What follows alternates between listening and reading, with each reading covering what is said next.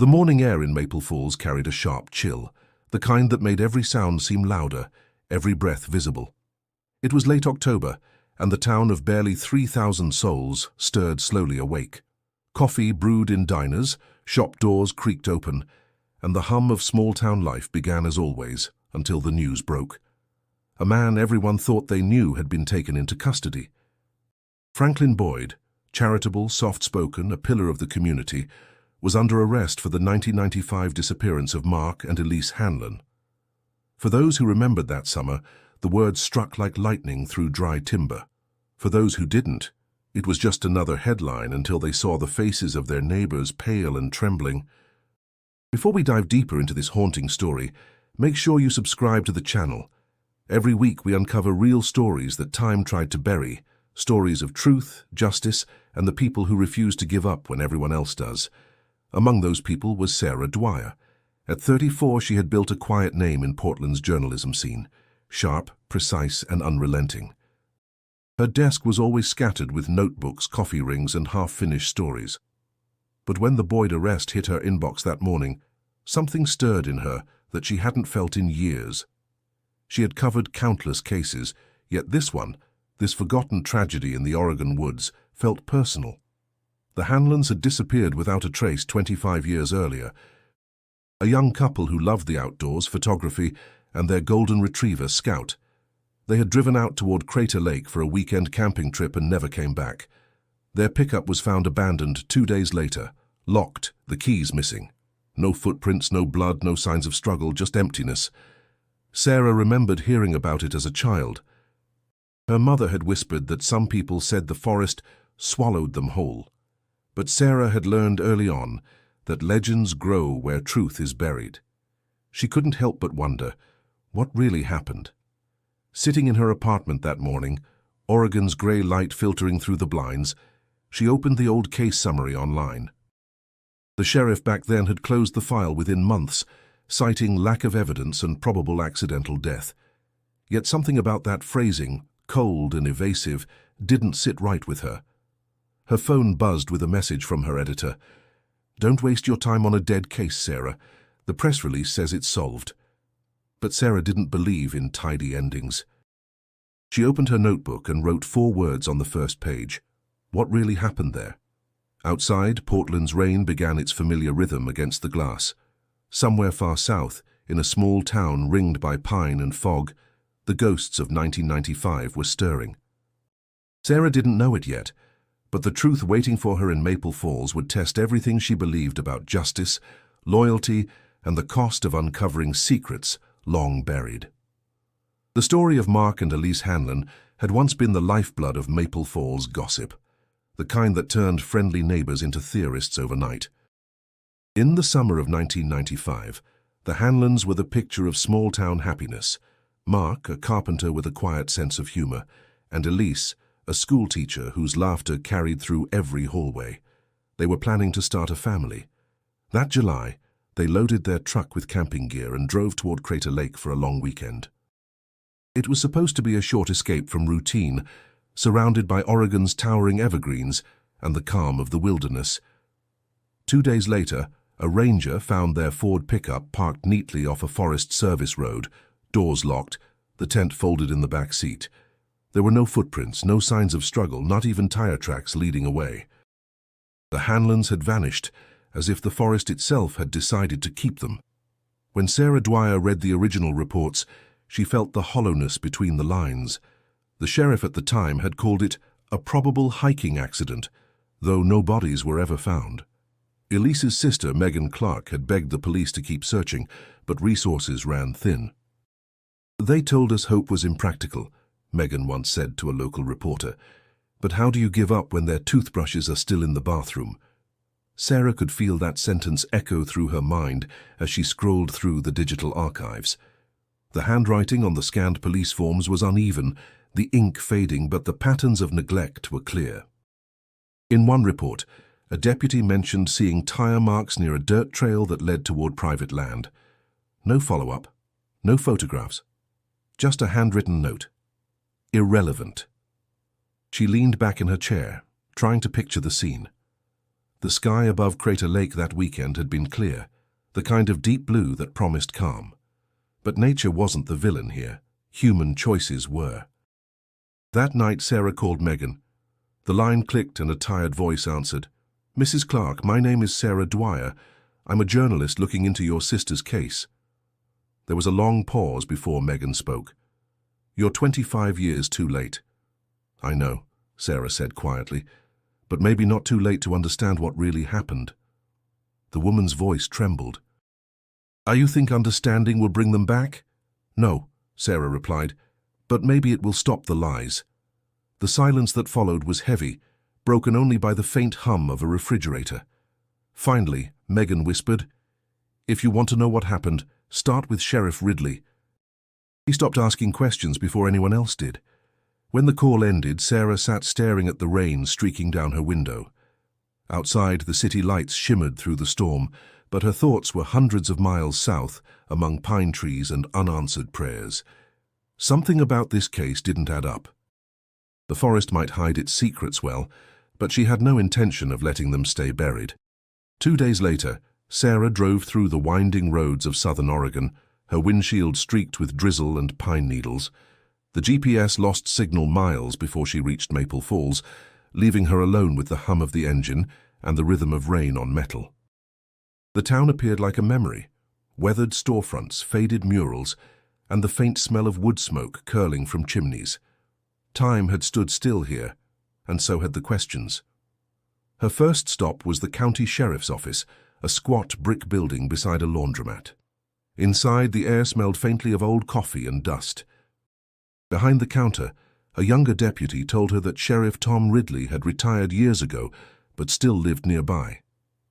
"He comes around sometimes," the deputy said, shrugging. "Still talks about that case like it's yesterday." She found Ridley later that afternoon at a diner off Main Street. He was in his late 60s, his grey hair thinning, his hands trembling slightly as he stirred sugar into his coffee. When Sarah introduced herself, he looked at her over the rim of his mug and sighed. "You're not the first reporter to ask," he said, "but you might be the first to actually listen. I'm not here to sensationalize it," she said. "I just want the truth." "The Hanlons deserve that." Ridley studied her face as if weighing her words. "Back then," he began, "we were a small department with barely any resources. We searched those woods for weeks. Volunteers, dogs, helicopters. Nothing. It's like the earth swallowed them." "But you never found signs of a struggle," Sarah pressed. "No tire marks, no broken branches, no blood?" He nodded slowly. "No. But there was something off about the truck. Locked doors, windows up, too neat. I remember thinking it didn't look abandoned. It looked placed."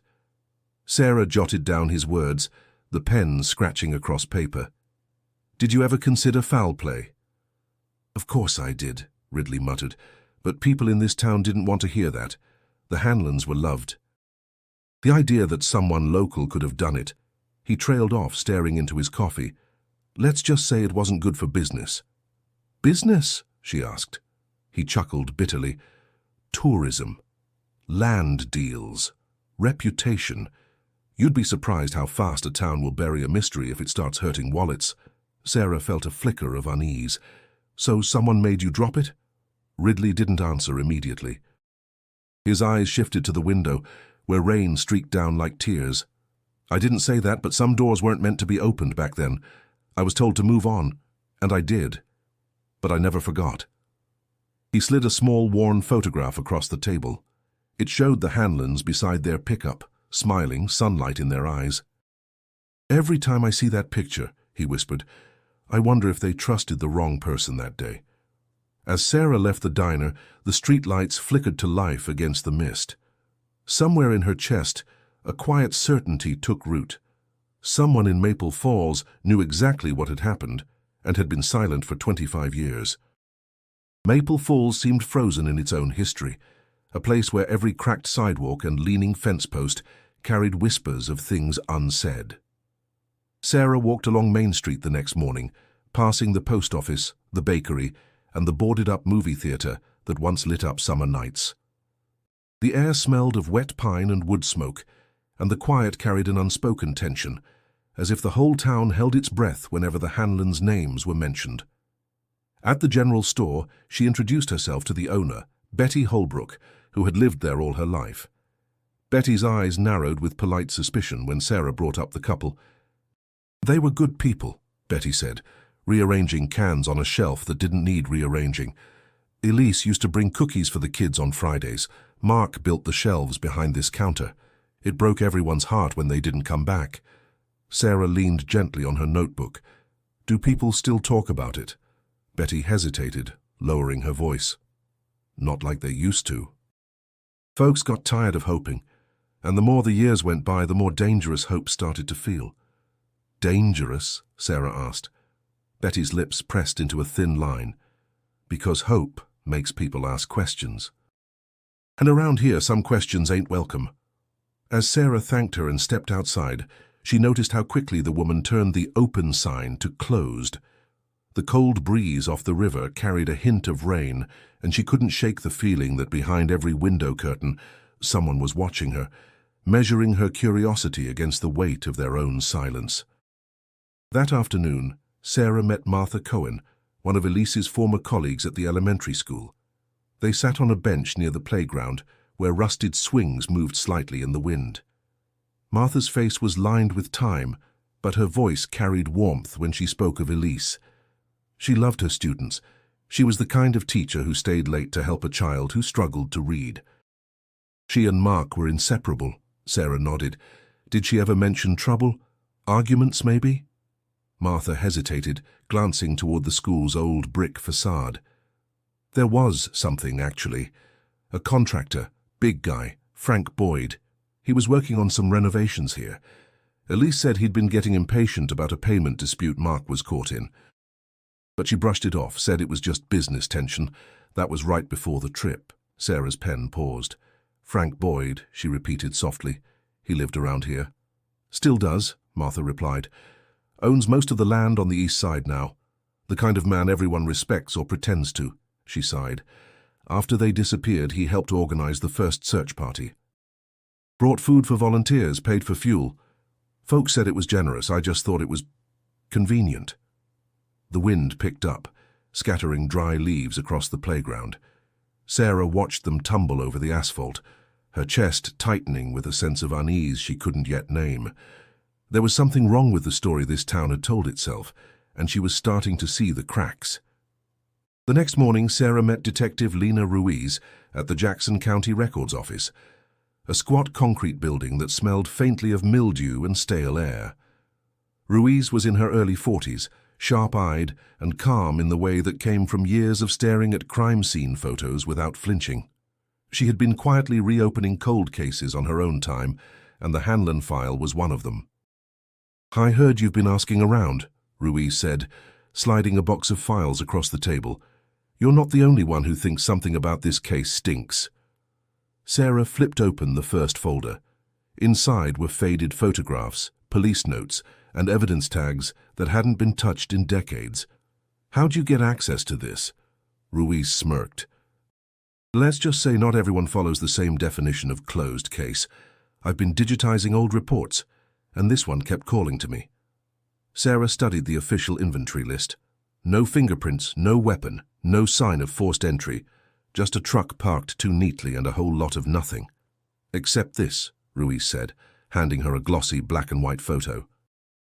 "This was taken by one of the volunteers the day they found the truck. Look behind the rear tires." Sarah squinted. The soil was damp, patterned with overlapping tracks. 2 different sets of tires, one belonging to the Hanlons' pickup, the other thicker, deeper. "These weren't from their vehicle," she said. "Exactly. The report notes tire impressions but says they didn't match any cars registered locally at the time. Then it's marked as irrelevant." Sarah frowned. "Irrelevant? That's not an oversight. That's deliberate neglect." Ruiz leaned back, crossing her arms. "I found another piece you might like." She handed over a typed witness statement. The paper yellowed around the edges. "This was filed 2 days after the disappearance. The man claimed he saw a dark truck parked near the Hanlons' site that night. He described hearing voices, an argument maybe, but when deputies followed up, the witness had left town unexpectedly." No one ever re-interviewed him. Sarah ran her thumb along the top of the page, her mind spinning. What was his name? Gordon Myers, Ruiz said. Lived out near the logging road. Drifter by the sound of it. Sarah scribbled the name in her notebook. Did you check what happened to him? Ruiz shook her head. Not yet. His file was missing from the database like someone scrubbed it clean. For a moment neither woman spoke. The rain tapped softly against the windows, steady and cold. Sarah felt the weight of the years pressing through the paper, decades of silence layered between facts that never lined up. She looked up at Ruiz. Why help me? This could get messy for you. Ruiz's gaze hardened. Because justice doesn't have an expiration date. And because some of us are tired of pretending not to see what's right in front of us. Sarah closed the file slowly, her pulse quickening. For the first time, the Hanlon's disappearance didn't feel like a mystery lost to time. It felt like a trail, one that someone had worked very hard to cover. Sarah couldn't stop thinking about the name Gordon Myers. It lingered in her mind like the echo of a half-heard confession. That night, she sat in her motel room surrounded by scattered notes and copies of old police forms. Outside, rain beat against the window, the steady rhythm matching her pulse. She typed Myers's name into every local database she could access. Court records, property listings, voter registries. Nothing. It was as if he had never existed. The next morning, she and Detective Ruiz met again at a small cafe just off Route 62. The place smelled of burnt coffee and maple syrup, and the walls were covered with faded photographs of logging crews from the 1970s. Ruiz slid a manila envelope across the table. I called a friend in records over at the county clerk's office. She found this buried in a box marked Miscellaneous Leads. Sarah opened it. Inside were two items, a torn driver's license from 1994 and a handwritten note. The license photo showed a bearded man with wary eyes. The note, scrawled on lined paper, read, If something happens to me, it's because I saw what I shouldn't have. Near Cedar Ridge, tell the truth. Sarah's heart quickened. This is his handwriting? Ruiz nodded. Confirmed by the original case tech, but here's the thing. This was never logged as evidence. It was just left there. Sarah leaned forward. Do we know where he lived? Ruiz pulled out a folded county map. According to the old census, he had a trailer about 10 miles out, north of town near the forest line. No one's been out there in decades. That afternoon, Sarah drove out alone. The road narrowed into a rough dirt track lined with moss and fallen branches. When she finally found the spot, the trailer stood half-collapsed among the trees, swallowed by ferns and silence. She stepped carefully inside. The air was damp, thick with rot, and the faint metallic scent of rusting metal. On the table lay a stack of old newspapers, every one of them about the Hanlon disappearance. Circled headlines, underlined phrases, cryptic notes in the margins. He lied about the truck. Tracks don't match. They saw him near the lake. Her breath caught. It wasn't just obsession. It was fear turned into documentation. Gordon had been watching someone, maybe the same person who'd wanted the truth buried. From behind the refrigerator, she pulled out a small wooden box, its lid warped by moisture. Inside were more scraps of paper, each bearing fragments of thoughts that felt like warnings. The last note read, Someone came back last night, heard the truck again. A chill ran through her. She looked around the trailer, half expecting to see someone standing there, but the only sound was the wind moving through the trees. Still, she couldn't shake the feeling that she wasn't supposed to have found this place. When she left, she took the wooden box with her, unaware that from somewhere beyond the tree line a faint shape moved, watching as her car disappeared down the dirt road. By the time Sarah reached the motel that night, the rain had turned into a steady downpour, smearing the glow of the streetlights across her windshield. She parked and sat in silence for a moment, her hands gripping the steering wheel. The wooden box lay on the passenger seat beside her, its damp lid marked by the faint outline of her fingerprints. Every instinct told her she had crossed a line, one she couldn't return from. Inside, she spread Gordon Myers's notes across the small table. The handwriting grew increasingly frantic toward the end, the letters slanting as if written in fear. Certain phrases repeated again and again. Truck at night. Don't trust them. The sheriff knows. Her pulse quickened as she read the last page, which mentioned a meeting by the ridge the day before Myers vanished. Someone had come for him. And now, she wondered, would someone come for her too? A noise outside snapped her attention to the window. A pair of headlights glowed faintly through the rain, unmoving. She pulled the curtain aside, watching as the vehicle idled at the far edge of the parking lot. It was impossible to see who sat behind the wheel. The engine finally cut off, and the lights dimmed, leaving only darkness. Her phone buzzed, startling her. It was Detective Ruiz. "You're still in town?" "Yeah," Sarah said, her voice low. "Why?" There was a pause on the other end. "Because someone broke into the records office tonight. Nothing was stolen, but the Hanlon files were left on the floor, scattered, like someone wanted us to know they'd been there." Sarah's stomach turned. "You think it's connected?" Ruiz sighed. "At this point, I think everything's connected. Listen, you're digging into something people have kept quiet for a long time. Be careful." Sarah glanced again toward the dark lot. "I think I'm already being watched." "Then don't go anywhere alone. I can have a deputy." "No," she interrupted. "If they see police around me, whoever this is will vanish again. I'll keep my distance and stay alert." After they hung up, she packed the notes back into the box, every sound in the room suddenly too loud, the hum of the heater, the tick of the clock, the distant rush of cars on the highway. She couldn't shake the feeling that the story was starting to close in on her. Hours later, she finally tried to sleep. But when she woke near dawn, the world outside her window was silent and grey, and on her windshield was a single sheet of paper, sealed in a plastic sleeve to keep it dry. Written in neat block letters were 4 words: "Stop digging, go home." Sarah's throat tightened. Someone had been close enough to touch her car. The warning was clear, but it only hardened her resolve.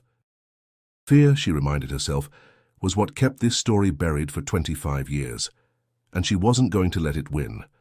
Sarah spent the next morning cross-referencing names from Gordon Myers' notes.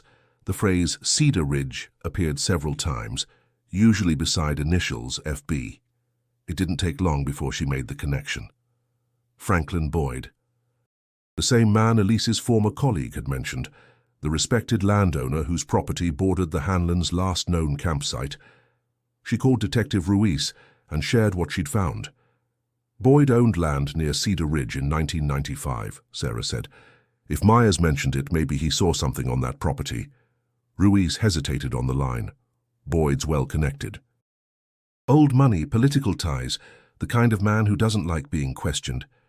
If we start knocking on his door, we'll need a reason that sticks. Then I'll find one, Sarah replied. That afternoon she drove toward the east side of town, where paved roads gave way to gravel and endless stretches of farmland. The sign for Old Cedar Road leaned at an angle, its paint peeling. Boyd's property was massive, rolling hills, a weathered farmhouse and a series of barns that looked recently refurbished. Despite the grey sky, everything about the land felt strangely pristine, almost too well maintained. A man in his late 60s stood near the gate, wearing a flannel jacket and work gloves. His posture was confident, unhurried. When Sarah introduced herself, he smiled politely, the kind of smile that didn't quite reach his eyes. "Journalist from Portland, huh?" he said. "We don't get many of those out here." "I'm looking into the Hanlon case," she said evenly. "You knew them, didn't you?" Boyd wiped his hands on a rag, gaze drifting toward the horizon. "Everyone knew the Hanlons. Good folks." "Terrible what happened. Your name came up in old statements," she continued. "Some mentioned you were working near Crater Lake around the time they disappeared." He chuckled, low and practiced. "You've done your homework." "Yeah, I had crews clearing land out there back then. But I didn't see anything unusual." Sheriff Ridley asked the same questions years ago. Sarah noticed the faint twitch in his jaw, the brief flicker of irritation when she said Ridley's name. "You must have been one of the last people to see them alive." "That so?" Boyd said, his tone cooling. "Well, if you're planning to write something, make sure you tell it straight." "Rumors hurt good people." "I'm only interested in facts," she replied. "Sometimes the truth looks like a rumor before it's proven." Boyd gave her a measured look, then nodded toward the barns. You'd be surprised how much dirt gets dug up out here, Miss Dwyer. Most of it isn't worth keeping. Something in the way he said it sent a chill through her. As she walked back to her car, her eyes caught a locked steel door built into the side of one barn, new, reinforced, and out of place among the weathered wood. She didn't linger, but as she drove away, one thought pulsed through her mind like a heartbeat. Whatever happened to the Hanlons, this land knows the truth. The drive back from Old Cedar Road was quiet, but Sarah's mind churned. Boyd's calm smile had carried something beneath it, an unease that didn't match his words. She replayed every detail of their exchange, the quick deflection, the subtle tension when she mentioned Sheriff Ridley, and that locked steel door built into his barn. Something about that door refused to leave her thoughts. She called Detective Ruiz as soon as she reached the motel. "I think Boyd's hiding something," she said. "The barns on his property were renovated recently, and there's a section that's sealed off. It's not storage. It looks deliberate." Ruiz exhaled heavily on the other end. "I believe you, but suspicion isn't enough for a warrant. We'd need evidence, something that ties his land directly to the Hanlons." Sarah glanced at her notes. "Then maybe the evidence is still out there. Boyd's property borders the same area where Myers said he saw that dark truck. What if that's where it ended?" Ruiz paused. "You're suggesting the Hanlons never left the woods." "I'm suggesting they couldn't." Later that evening, Sarah sat outside the motel, watching mist curl over the road. She opened Gordon's wooden box again, combing through his notes for anything she'd missed. One line caught her attention, scrawled hastily in pencil. "He meets them by the barn, Old Cedar Road." Her pulse quickened. She called Ruiz again. "That's it. Gordon wrote this before he vanished. He saw Boyd meet them." Ruiz's tone sharpened. "You can't confront him, Sarah." "Not without backup." "I won't," she lied. The next afternoon, she returned to the Boyd property under the pretense of following up for an interview. The air was cold, filled with the faint scent of cut hay. Boyd was near the farmhouse, speaking with one of his workers. When he saw her, his smile reappeared, practiced and polite. "Back so soon?" he asked. "I had a few more questions," she said, steadying her voice, "about that day near Crater Lake." He shrugged. "I already told you everything I remember." Sarah's eyes flicked toward the barns. "And what about the renovations? Must have been recent." "Couple years ago," he said, his tone tightening. "Had to replace the foundation. Oregon soil's unforgiving." She nodded, pretending to jot notes. "Do you ever get visitors out here? I mean folks wandering near your land?" Boyd's expression changed, subtle but unmistakable. His jaw tensed. "Why do you ask?" "I heard about someone, Gordon Myers. He lived nearby." His gaze lingered on her for a beat too long. "Can't say I remember him." But Sarah caught it, the flicker of recognition in his eyes, gone as quickly as it came. He turned away, dismissing her with a wave. "If you're done, Miss Dwyer, I've got work to do." As she walked back to her car, she could feel his stare following her. The air around her felt heavier, the silence sharper. She didn't have proof yet, but she knew she'd just spoken to the man who'd buried the truth, and he knew she was getting closer. The following night, Sarah sat in her motel room staring at the notes scattered across the bedspread. Each page felt heavier than the last, as if the ink itself carried the weight of buried truth. Her recorder blinked red on the table. She had replayed her conversation with Boyd 3 times, analyzing every pause, every shift in tone. There was no direct admission, yet his defensiveness spoke volumes. Her phone buzzed. The caller ID read, "Unknown." For a moment, she hesitated before answering. "Miss Dwyer," a rough male voice said quietly, "you don't know me, but I used to wear a badge in this town." Her heartbeat quickened. "Who is this?" "You can call me Dean," the voice replied. "I worked under Sheriff Ridley back in '95. "I shouldn't be calling you, but you deserve to hear what really happened." Sarah sat upright, gripping the phone. "Go on." There was evidence. Photographs, tire casts, even a blood sample from the Hanlon truck, all logged and tagged properly. But a week after Boyd came in for questioning, half of it was gone. The official report said, "misplaced during transfer." "That's a lie." "I saw Ridley hand it over to Boyd himself." Sarah's pulse pounded in her ears. "You're saying the sheriff was covering for him?" Dean's voice dropped lower. "I'm saying Boyd owned half this town. Land, contracts, campaign donations. Ridley didn't stand a chance. He told me to forget what I'd seen. I didn't. But when I tried to file an internal complaint, I was reassigned to Highway Patrol 2 counties over." "Why come forward now?" she asked, her voice barely above a whisper. "I've lived with it too long," he said. "Every time I close my eyes, I see those faces. I thought maybe the truth would die with me, but seeing that man arrested this week, it means the dam's finally cracking." "You need to know the truth before someone tries to bury it again." Sarah steadied her breathing. "Do you still have proof?" Dean hesitated. "A copy of a report Ridley tried to destroy. I hid it in my attic all these years. It's not much, but it's enough to make them nervous." "Send it to me," she said firmly. He sighed. "I'll try. But if you don't hear from me in the next couple days, well, you'll know why." The line went dead. Sarah sat frozen for several seconds before she realized her hands were trembling. The walls of the motel seemed to close in, the hum of the ceiling fan suddenly deafening.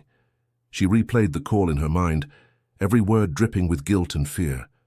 She didn't sleep that night. Instead, she wrote everything down: time, details, tone. It wasn't proof yet, but it was a start. Somewhere, a former deputy was carrying the last unbroken link to a truth others had spent decades protecting. And for the first time, Sarah realized this investigation wasn't just about the Hanlons anymore. It was about exposing a system built on silence. 3 days later, Sarah's phone rang before sunrise. On the other end, Detective Ruiz's voice sounded tight, urgent. "We got the warrant," she said, "for Boyd's property. I'm heading there now." Sarah grabbed her recorder and notes, her pulse quickening. "You found probable cause." "Dean sent me the report last night," Ruiz explained. "He scanned it and emailed it anonymously, but I traced the source. The document mentions soil disturbance reports from the same lot Boyd now owns.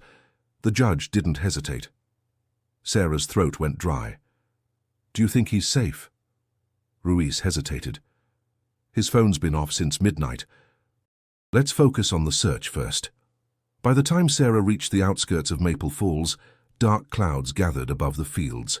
Police units were parked along the dirt road leading to Boyd's land. Ruiz met her at the gate, her expression carved with determination. "Stay behind the perimeter," she warned, though her voice softened. "You deserve to see this through." Sarah nodded, clutching her notepad. The officers began setting up the equipment. Metal rods, ground-penetrating radar, slow, methodical sweeps across the soil. The low hum of machinery filled the air, mixing with the sound of distant thunder. After nearly an hour of silence, one technician lifted his head. "Detective, you need to see this." Ruiz walked over, eyes narrowing at the monitor. The screen displayed a dark mass beneath the earth, irregular, dense, unmistakable. She turned toward Sarah, her face pale but resolute. "We're calling the dig." Sarah's hands trembled as the first shovels cut into the wet ground. Every movement felt suspended in time. The air thickened with the smell of damp soil and something older, something that carried the weight of years. Minutes turned into hours. The deeper they went, the quieter everyone became. Then, at last, a soft voice broke the stillness. "Ma'am, we've got fabric." Sarah's breath caught. The excavation continued carefully, and soon the curve of a bone emerged from the earth. Then another. The air seemed to vanish from her lungs. 2 sets of remains lay side by side, partially wrapped in fragments of decayed canvas. A gold wedding band gleamed faintly in the mud. Ruiz knelt beside it, her gloved hands steady, her voice barely audible. "It's them." Sarah couldn't move. She felt tears sting her eyes, but they weren't for shock. They were for confirmation, for the end of 25 years of waiting. Around her, even the officers had fallen silent, as if the land itself demanded respect for what it had hidden. Ruiz rose slowly and met her gaze. "We'll have forensics confirm it, but this is over."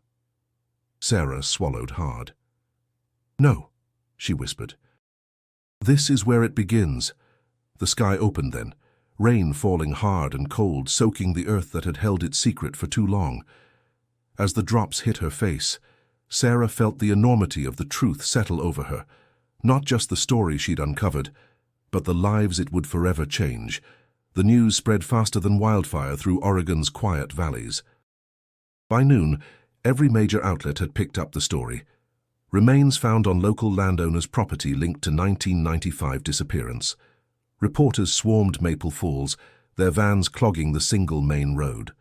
For the first time in decades, the town wasn't whispering. It was roaring. Sarah watched from across the street as uniformed officers led Franklin Boyd out of his farmhouse. His hands were cuffed, his flannel shirt damp from the morning mist. The man who'd once hosted charity events and donated to schools now walked past neighbors who couldn't meet his eyes. He didn't shout or resist. He simply looked hollow, a ghost of his own making. Detective Ruiz stood beside Sarah, arms crossed. "You should have seen his face when the warrant was read," she said quietly. "Didn't even ask why, just said, 'It took you long enough.'" Sarah exhaled slowly. He knew it would come. Ruiz nodded. He'd been living beside their graves for 25 years. The following days blurred into a haze of headlines, statements, and televised briefings. Forensic teams confirmed the remains belonged to Mark and Elise Hanlon, the cause of death, blunt force trauma. The timeline matched their final camping trip. A recovered tool, partially buried near the barn's foundation, bore traces of Mark's blood type. Boyd's motive came into focus through the paper trail Ruiz and Sarah pieced together. In 1995, Boyd had been locked in a dispute with Mark Hanlon over a small parcel of forest land near Crater Lake. Mark had refused to sell, citing environmental restrictions that threatened Boyd's logging expansion. Financial records revealed Boyd was nearly bankrupt that summer. The argument had escalated, and days later, the Hanlons disappeared. Sarah read each document with a strange mix of triumph and sorrow. The truth was there, black and white, undeniable, but it didn't feel victorious. She met with Megan Clark, Elise's sister, who sat quietly at her kitchen table, eyes rimmed with tears. "I thought I'd feel relief," Megan said softly, "but all I feel is the weight of time we lost. My parents died never knowing." Sarah reached across the table, her voice steady but tender. "You gave them more than silence. That matters." Megan nodded faintly. "You did too." Outside, cameras flashed as Boyd's arraignment began. His lawyer cited age and health, but the courtroom was filled with faces that carried decades of grief. When asked for his plea, Boyd spoke only 2 words: "Not guilty." And the room erupted in disbelief. Sarah watched from the back, the click of her pen muted by the noise. She didn't need him to confess. The truth was already written into the soil, into every headline, every tear shed by those who'd waited so long. As the gavel struck, she looked toward Ruiz and whispered, "Justice doesn't always roar. Sometimes it just exhales." Ruiz gave a small nod. "And sometimes that's enough." In the weeks following Boyd's arrest, Maple Falls seemed to move through time differently, half in mourning, half in shock. The once silent streets were filled with reporters, satellite vans, and strangers asking for directions to the Hanlon property. The town's name, once known only to locals, now flashed across national headlines. But beneath the noise, grief settled deep into the soil. Sarah stayed longer than planned, documenting the aftermath. Every day she interviewed someone new, neighbors, former deputies, teachers who'd taught the Hanlon students. Each person carried a version of the same truth. They had always suspected something but lacked the courage to speak. The silence, Sarah realized, had been its own kind of accomplice. Detective Ruiz joined her for coffee one morning at the diner, both women looking exhausted. "The DA's confident," Ruiz said, stirring her cup absent-mindedly. "We've got enough for a conviction, but it still feels hollow, doesn't it?" Sarah nodded. "Justice after 25 years isn't the same as justice on time. It's like trying to fix a clock after it's already rusted through." Ruiz leaned back, sighing. "You did what most wouldn't dare, kept digging when everyone else stopped." Sarah smiled faintly. It wasn't bravery, it was obligation. Someone had to listen. Later that day, she visited the spot near Crater Lake where the Hanlons had last been seen. The forest was alive with sound, wind moving through branches, water rushing nearby, birds calling from unseen perches. For the first time since she'd begun this journey, she let herself cry. The investigation had consumed her, but in that moment, surrounded by the quiet vastness of Oregon's wilderness, she felt the full weight of what had been lost. She thought about her brother. His disappearance years earlier had never been solved. That old wound, long buried, had driven her every decision in this case. She had never admitted it aloud, not even to Ruiz, but the Hanlons' faces had haunted her the same way her brother's did. Finding their truth felt in some way like finding a fragment of his. Back in Portland, she sat at her desk surrounded by drafts and recordings. Her article was nearly complete, but she couldn't bring herself to write the final paragraph. Then she remembered something Megan had said. "You gave them more than silence." Those words guided her pen. When the story went live, it reached millions. Headlines praised her persistence, her empathy, her refusal to let the case fade. But what mattered to her most was the message she received 2 days later from Megan. "They can rest now, thank you." Sarah stared at those words for a long time. She knew closure was an illusion, but peace was real, even if it came late. She opened a new notebook and wrote 3 words on the first page: "Truth survives time." And as she closed the cover, she knew she wasn't finished. There were still other names, other silences waiting to be broken. Spring arrived quietly in Maple Falls, softening the sharp edges winter had left behind. The air carried the smell of rain and pine sap, and for the first time in years, people began to gather again without fear of what the past might bring. The Hanlon case had changed everything, not just the headlines or the court records, but the way neighbors spoke to one another, the way silence finally gave way to shared grief. Sarah returned to town for the dedication of the memorial. It stood near Crater Lake, where the forest opened into a small clearing marked by 2 simple plaques: Mark and Elise Hanlon, gone but never forgotten. Around it, wildflowers had been planted, bright patches of color against the dark earth. Families came carrying candles and folded letters. The wind stirred softly, carrying their murmured prayers.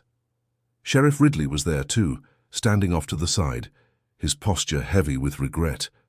When he noticed Sarah, he approached slowly, removing his hat. "You were right," he said, his voice gravelly but sincere. "I let this town convince me to look the other way. That's something I'll carry for the rest of my days." Sarah studied his weathered face and nodded. "You can't change what's past, Sheriff. But you stood here today, that's something." He gave a faint smile. "You remind me of Elise, always believed the truth mattered more than comfort." After the ceremony, Sarah walked along the ridge overlooking the lake. The water glimmered like glass beneath the sunlight, impossibly still. She took out her notebook, its pages creased and worn from the months of investigation, and wrote down what she saw. A town learning to breathe again. Later that afternoon, she met with Detective Ruiz at a quiet cafe in town. Ruiz looked more relaxed than Sarah had ever seen her. "The case is officially closed," she said, sipping her coffee. "Boyd's going to spend the rest of his life behind bars. But this isn't just about him anymore, it's about what people let happen." Sarah nodded thoughtfully. "For a long time, the truth was buried under convenience. It took the right moment for someone to finally dig it up." Ruiz smiled faintly. "You ever think about writing a book?" "I am," Sarah said. "Not just about this case, but about what it does to people, to live with unanswered questions." "Then make sure it's honest," Ruiz said. "Painfully honest." When Ruiz left, Sarah lingered at the table, listening to the hum of conversation around her. The town felt lighter now, like the air after a storm. Outside, children ran along the sidewalk, their laughter echoing between the storefronts. For years, Maple Falls had been defined by what it lost. Now, for the first time, it was defined by what it faced and survived. As the sun dipped behind the hills, Sarah closed her notebook, knowing that stories like this one didn't end with justice. They ended with renewal. And in that moment, the forest beyond the cafe seemed to exhale, as if even the land itself had finally let go. The sun had dipped below the horizon, casting a warm golden hue over the rolling hills of Maple Falls. Sarah sat at her small desk in the motel room, the soft murmur of the town just outside the window. It was quiet, too quiet in a way, but there was something different about the silence now. It wasn't filled with fear or regret, but with the sound of a community finally exhaling. She stared at the screen in front of her, the words of her article almost written, but not quite. There was still something missing. Her fingers hovered above the keys, unsure whether to type the final sentence, the one that would close this chapter of her life. It had been a journey filled with more twists than she ever imagined, from the first cold tip to the day the bodies were found. She thought about the people she had met, Megan Clark, whose pain and courage had never stopped moving her, and Detective Ruiz, whose quiet support had been an anchor during the hardest days. And then there was Boyd, who had once stood as the untouchable force in Maple Falls, now just another figure in a line of crimes covered up for years. But even in the face of that, Sarah couldn't help but wonder, how many other stories were like this? How many other people had lived their lives under the shadow of a lie, never knowing the truth? The beep of her phone pulled her from her thoughts. A new message from Megan. She opened it, and for the first time in weeks, a small smile tugged at her lips. "Thank you. You gave them a voice. Now we can all move on, knowing the truth. It's not easy, but it's real." Sarah felt a weight lift off her chest. It wasn't just the case that was finished. It was the heavy burden of unanswered questions that had haunted everyone involved. She had done her part, and while the process of healing would take time, the truth was no longer buried. She closed her laptop slowly and looked out the window, where the town lights flickered softly in the distance. Everything felt like it had finally come full circle. The dark, uncertain days had given way to something new. Hope, maybe, or at least the possibility of peace. As she leaned back in her chair, Sarah realized she wasn't just telling stories anymore. She was living them, feeling them, breathing life back into places where silence had once ruled, and with that thought, she knew her journey was far from over. She stood up, grabbed her bag, and walked out of the room. The streets of Maple Falls were waiting, and wherever the truth led next, Sarah was ready to follow it.